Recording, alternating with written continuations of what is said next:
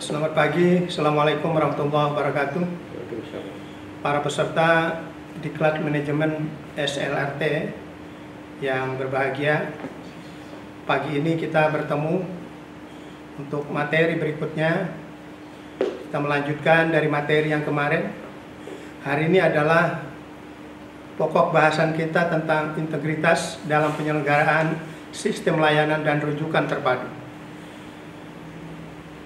Mata pelatihan ini akan berlangsung selama 10 jam pelajaran dengan pengaturan waktu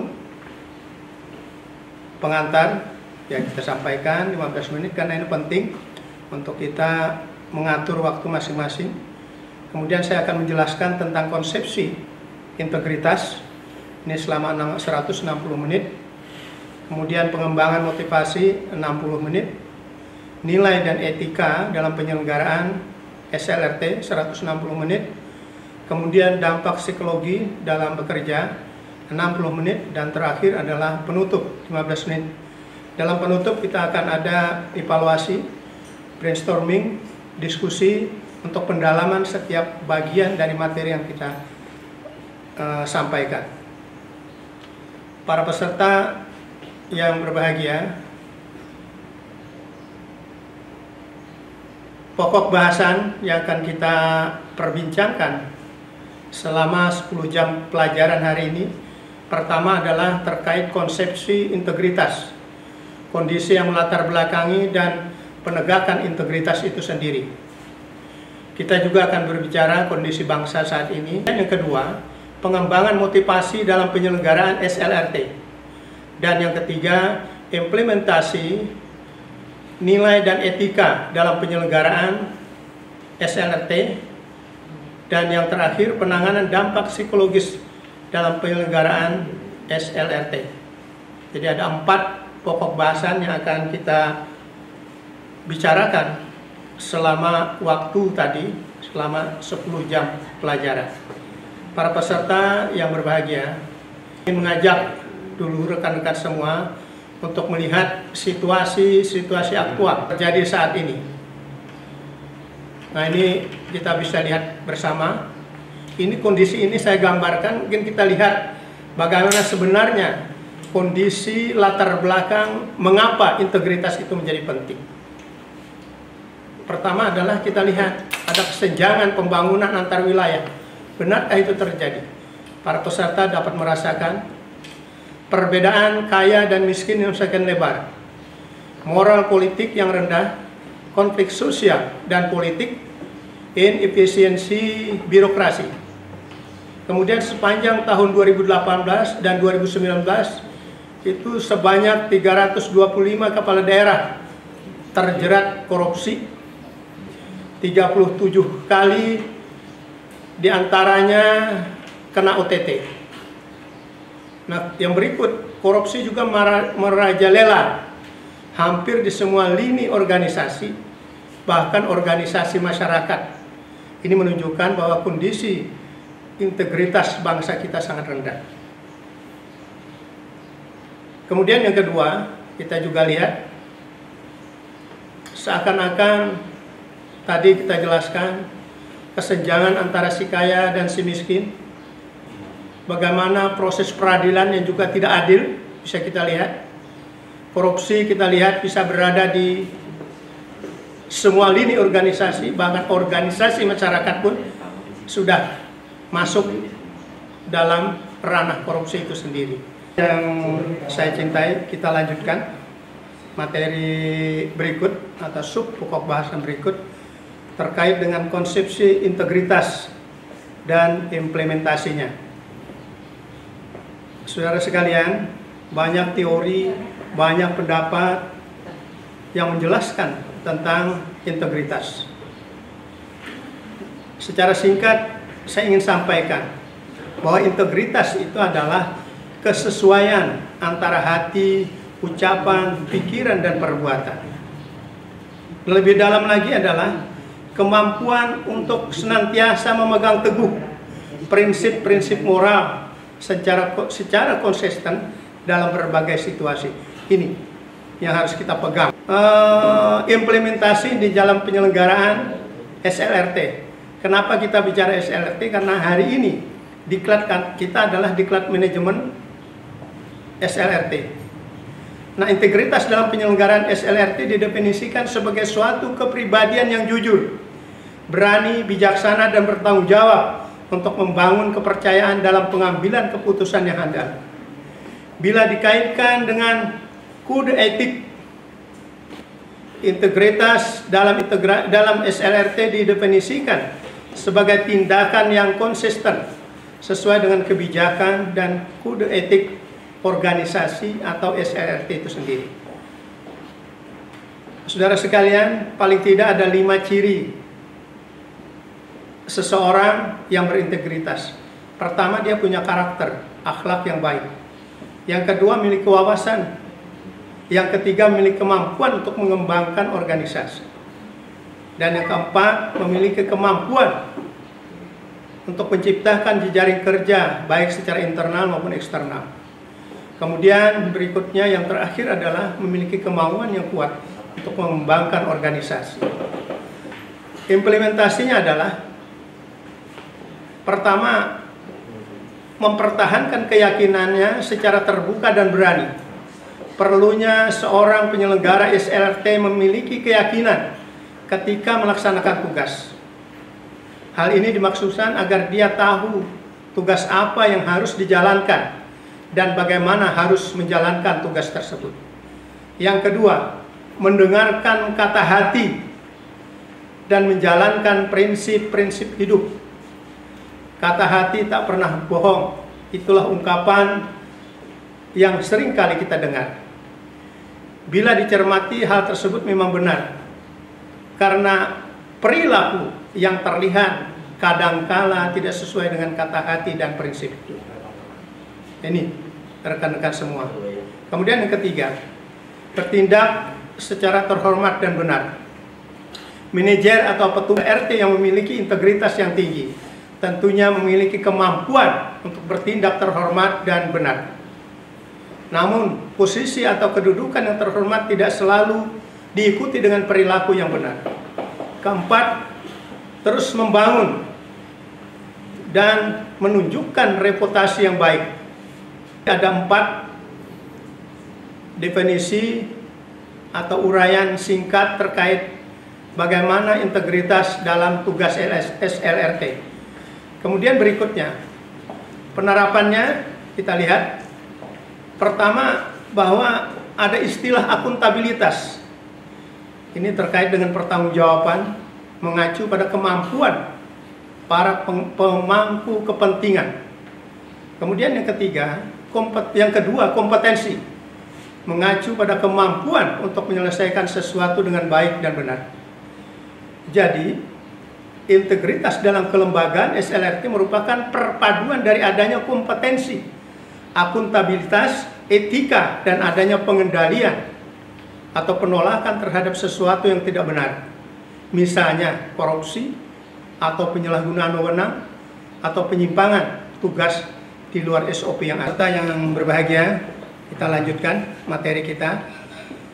Pokok bahasan berikut terkait dengan motivasi, nilai, dan etika dalam penyelenggaraan SLRT.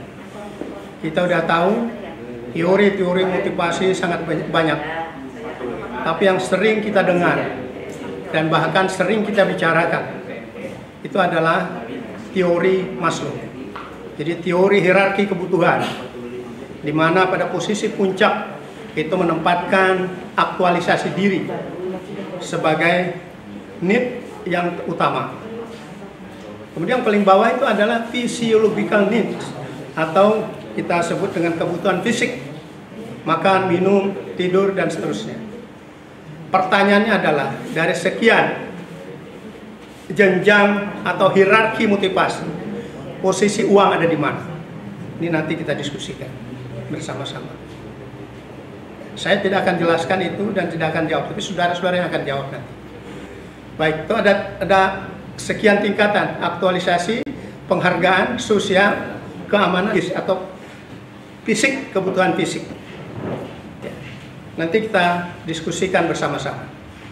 apa sebenarnya motivasi dan pentingnya motivasi bagi organisasi kita, khususnya SLRT. Motivasi adalah tulang punggung organisasi atau SLRT. Tanpa motivasi, itu organisasi akan mati. Nah, jadi pengembangan motivasi menjadi penting karena kita bisa bersikap positif di sana.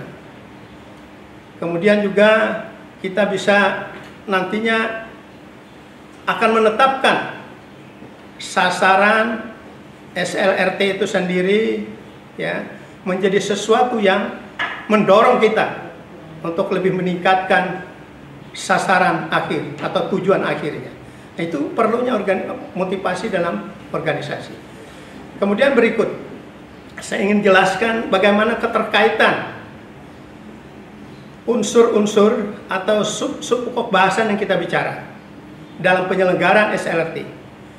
Motivasi, kemudian ada standar etika, kemudian ada integritas itu sendiri, kemudian yang berikut adalah kondisi psikologis penyelenggara SLRT.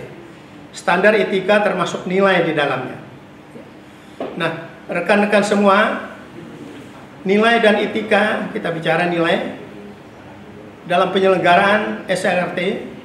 Pertama adalah nilai atau etika, ini menyangkut pada nilai, adalah adil, tidak diskriminatif, karena ini prinsip pekerjaan sosial juga begitu. Kemudian profesional, kita harus bertindak profesional. Kemudian juga akuntabel, bisa dipertanggungjawabkan dan berintegritas. Kemudian berikut adalah penerimaan, kehati-hatian, melayani dengan atau sesuai dengan aturan SOP yang ada. Di SLRT kita punya SOP yang sudah dibuat. Seorang klien atau yang kita sebut sekarang dengan PPKS itu mulai di mana dia harus kita gerakkan, terakhir harus di mana. Nah, ini SOP, kita harus mengikuti irama itu. Kemudian kita juga harus memegang kerahasiaan, dan yang terakhir kita harus bersikap santun, ramah. Ini nilai yang harus diterapkan oleh penyelenggara, fasilitator, manajer, ataupun petugas lainnya dalam penyelenggaraan SLRT. Nah, penerapan dengan klien, PPKS, masyarakat, ada etikanya. Dengan mitra kerja, karena SLRT terus terang tidak bisa bekerja sendiri. Dia harus membangun kemitraan dalam rangka memberikan rujukan. Mungkin ada LKS, ada rumah sakit, ada sekolah, ada dunia kerja. Nah, ini ada etika yang harus kita bangun di situ. Kemudian etika internal yang disebut dengan etika sejawat atau rekan sejawat. Nah, ini adalah analisis implementasi penyelenggaraan SLRT. Para peserta yang berbahagia, materi terakhir atau bagian terakhir dari integritas adalah terkait dengan penanganan dampak psikologis dalam penyelenggaraan SLRT. Mengapa ini dibicarakan dalam integritas? Karena akhirnya dari kondisi psikologis seseorang, SDM, penyelenggara, kita semua ketika kita berhadapan dengan klien PPKS yang sama sekali tidak bisa memberikan informasi, situasi psikologi kita juga bisa down. Berhadapan dengan mitra yang tidak nyambung bahasa anak mudanya, ini bisa juga membuat kita menjadi stres. Nah, maka konteks ini disampaikan dalam materi integritas karena punya kaitan bagaimana nilai, bagaimana relasi etika, ya, bagaimana motivasi bisa dibangun. Nah, ini terkait dengan kondisi psikologis kita semua, para penyelenggara sistem pelayanan rujukan terpadu.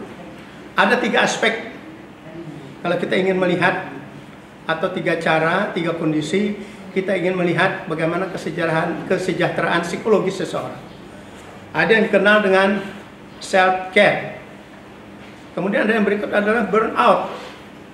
Kemudian yang ketiga saya akan ketengahkan bagaimana mengatasi dampak psikologis kita. Pertama, ini self care, bahasanya memang seperti itu. Sebetulnya kita Indonesia kan itu bisa peduli artinya. Self care adalah peduli terhadap kondisi psikologis diri kita sendiri. Ini merupakan kegiatan atau proses yang dilakukan oleh penyelenggara SLRT dengan tujuan untuk mencapai kesehatan fisik maupun mental pribadi, ya, yang kita sesuaikan dengan kebutuhan diri sendiri dan dapat menjadi aktivitas untuk menghilangkan atau melepas stres. Kemudian ada istilah burnout, adalah lelah secara fisik. Coba, kita sering merasa lelah, tidak ada sebab musabab, tapi ternyata kita bekerja seharian, kita bekerja selama waktu sekian waktu di hadapan komputer, lelah mata, berakibat lelah secara fisik, itu disebut dengan burnout. Itu tadi, lelah secara fisik diakibatkan oleh kondisi-kondisi seperti itu. Nah, untuk itu rekan-rekan para peserta semua, paling tidak ada upaya kita untuk mengatasi itu. Pertama adalah pengukuran terhadap diri sendiri. Kita ukur, kita itu mampunya berapa jam harus bekerja. Di hadapan komputer, mata itu lelah terus menerus, itu akan menyebabkan kepada kondisi psikis kita, pasti itu. Kemudian kita berupaya terkait itu, kita berupaya melindungi diri sendiri. Kemudian juga mengenali stres yang ada dalam pekerjaan. Maka saya sering mengatakan kita perlu manajemen stres itu kita pelajari. Pada posisi kapan kita harus berhenti bekerja. Kemudian berikut adalah mengubah dampak negatif dalam pekerjaan menjadi dampak positif. Kemudian perbaiki hubungan dengan diri kita sendiri, itu perlu. Kadang kita tidak menghargai diri kita, seadanya, semua lelah pun dibiarkan, itu tidak bagus. Maka ini jalin hubungan yang baik dengan diri sendiri, termasuk dengan orang lain. Nah, rekan-rekan semua, terkait dengan semua ulasan yang telah saya sampaikan, dalam konteks penyelenggaraan SLRT, saya mengutip sebuah pernyataan atau pendapat dari Adam Douglas. Pemberian layanan yang nyata harus ditambahkan sesuatu yang tidak bisa dibeli atau diukur dengan uang, yaitu ketulusan dan integritas. Saya kira demikian para peserta yang saya cintai, saya hormati, yang berasal dari banyak SLRT yang hadir hari ini. Saya ucapkan terima kasih atas segala perhatiannya. Mudah-mudahan materi yang kita bahas hari ini bermanfaat untuk kita semua. Pelajari semua modul yang ada, pelajari bersama dengan rekan-rekan, diskusilah bersama. Lakukanlah tugas kelompok untuk menyelesaikan semua persoalan di dalam pelatihan ini. Sekian, terima kasih. Assalamualaikum warahmatullahi wabarakatuh.